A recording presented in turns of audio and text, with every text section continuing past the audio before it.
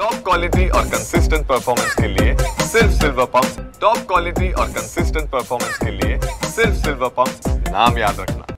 जे गोपाळ आहेत हे थरावर थर लावतायत। महाराष्ट्राच्या विकासासाठी तुम्ही काय कसे थर लावणार आहात आणि काय संकल्प आजच्या दिवशी? आज गोकुळाष्टमीच्या निमित्तानं पहिल्यांदा सर्वांना शुभेच्छा। आणि दहीहंडी एक फार अनेक वर्षाचा एक पारंपरिक जो काही खेळ आहे तो आपल्या राज्यामध्ये होतोय। मध्यंतरी तर स्पेनमधूनही सुद्धा काही खेळाडू आले होते।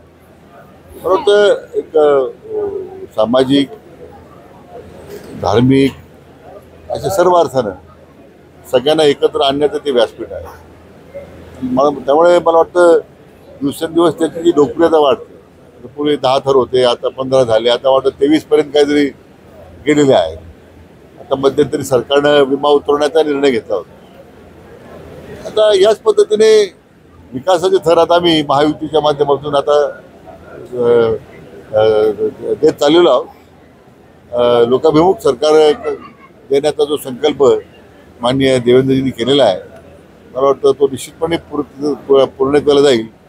याच्याबद्दल आमच्या मनात कोणाच्याच मनात शंका नाही।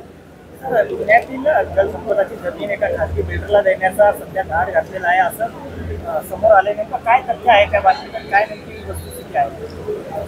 तर म्हणजे जुनं प्रकरण होतं। मला वाटतं 2005 साली काही केव्हा तरी जमीन ती सुभाष सहकारी सोसायटीला देण्यात आली होती। नंतर त्या सोसायटीने खाजगी विकासाबरोबर करार केला की आमची काही जमीन ती विकास त्याच्यामध्ये काही बांधकामं करून आम्हाला त्याच्यातून आम्हाला सोसायटीला निधी द्या म्हणून अशी साधारण माहिती आता मला प्राथमिक आलेली आहे। पण 2022 साली त्या संदर्भातला काही निर्णय परत झाला होता। परंतु वस्तुस्थिती काय आहे, तर मी आमच्या अप्पर मुख्य सचिवांना वस्तुनिष्ठ अहवाल सादर करण्याच्या सूचना दिलेल्या आहे। असे काही गैरकारभार असेल तर आपण तो जो करार झाला असेल तो रद्द करू। आपण जर बघितलं तर परवा संजय राऊत आले होते, बाळासाहेब थोरात डिग्रेसमध्ये होते। थोरातांनी असं म्हटलंय की आघाडीच्या सरकारच्या काळामध्ये निळवंड्याचं सगळं काम झालं, पाणी सोडण्याचं काम मात्र सत्ताधाऱ्यांनी आता केलंय आणि अनेक जण जलदूत झाले। कुठेतरी अप्रत्यक्षपणे तुम्हालाही त्यांनी मला वाटतं काय थोरातांच्या टीकेला उत्तर देण्याची आवश्यकता नाही आहे। त्यांच्या त्या सगळ्या टीकेचं उत्तर जनतेनं विधानसभेच्या निवडणुकीत दिलेलं आहे। त्यांनीच आत्मपरीक्षण करण्याची गरज आहे।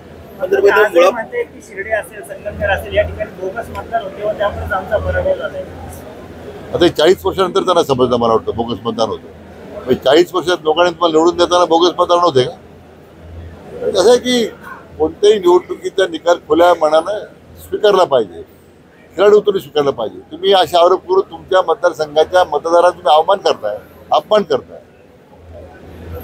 मुळाप्रवर वीज संस्थेचं परत पुनरुज्जीवन होऊ शकतं का? कारण अनेकांना अपेक्षा आहे की ती संस्था परत चालू होईल आणि अनेकांचे जे रोजगार हिरावले गेले किंवा संस्था बंद पडली। म्हणजे मुळाप्रवराच्या पुनरुज्जीवनासाठी आता काय प्रयत्न करणार आहात आपण? जसे की त्यावेळी काही लोकांनी हेतू पुरस्कर ते संस्था बदनामी करून तिला घालवलं आणि मला वाटतं त्यावेळी आपल्या राज्याचे जाणते राजे जे होते त्यांचा सिंहाचा वाटा होता की त्यांना विखे पाटलांचं वर्चस्व खूपच नव्हतं डोळ्यामध्ये। आणि मग काय ज्यावेळी 1 लाख शेतकरी ग्राहक निवेदन देतात ती संस्था राहिली पाहिजे आणि एकच संस्था महाराष्ट्र वितरण कंपनी म्हणत होती की त्यामुळे तिचं लायसन रद्द केलं पाहिजे। सरकार त्यावेळी कोणाचं होतं आणि मग त्यांनी एकाच संस्थेचं ऐकलं आणि 1 लाख ग्राहकांचा आव्हान केला। राजकीय सुडापोटी त्या संस्थेचं खरं संस्था उद्भव झाली आणि आता पुनर्जीवन करायचं नाही करायचं त्याला किती त्याचे आर्थिक फायदे तोटे आता अनेक वर्ष होऊन गेले। पण मग संस्था गेलं मात्र दुःख आहे। मी शरद पवारांवर टीका करताना असं म्हटलं जनाची नाही तर मनाची ठेवा वगैरे, आणि कुठेतरी अजित पवारांवर पण टीका केली। कुठेतरी तुमच्यामध्ये अंतर्गत दुसरी अजित पवारांवर टीका अजिबात करण्यात आली नव्हती, तो विपर्यास केलेला। मी मागे त्या संदर्भात कालही खुलासा केला। कोणत्या विषयाबद्दल मी ते बोललोय आता माध्यमाशी बोललोय मी ऑलरेडी। त्यामुळे अजित पवारांचा मुद्दाच नाही।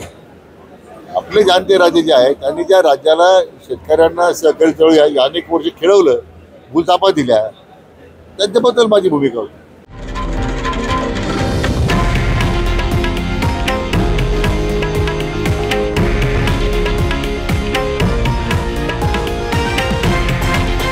हे आहे देशातील नंबर 1 न्यूज नेटवर्क आणि आपण पाहत आहात TV9 मराठी, एकमेव.